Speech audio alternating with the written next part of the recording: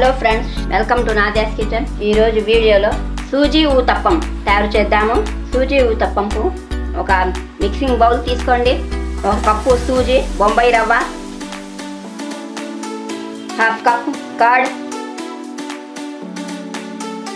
Salt taste, half teaspoon baking soda. మొత్తం mix చేయండి. కొద్దిగా వాటర్ వేసుకొని మిక్స్ చేయండి.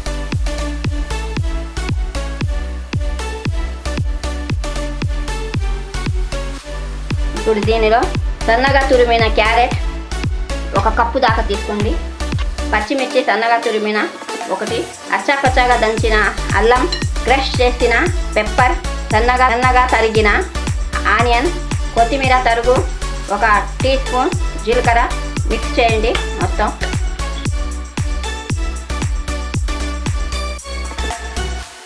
ఇంకొద్దిగా వాటర్ వేసుకొని ఈ బ్యాటర్ని 10 నిమిషాల పాటు రూమ్ టెంపరేచర్లో ఉంచండి. ఇప్పుడు ఊతప్ప వేద్దాము. కొద్దిగా పిండి గట్టిగా అయింది కాబట్టి ఇంకొద్దిగా వాటర్ వేసుకోండి. ఇప్పుడు సరిపోయింది కన్సిస్టెన్సీ. ఇప్పుడు వేసేద్దాము. పొయ్యి మీద ఒక పెనం పెట్టి, పెనం హీట్ అయిన తర్వాత ఆయిల్ వేయండి.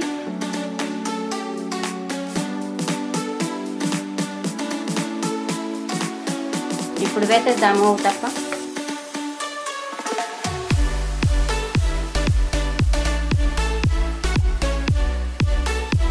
కొద్దిగా ఆయిల్ వేయండి.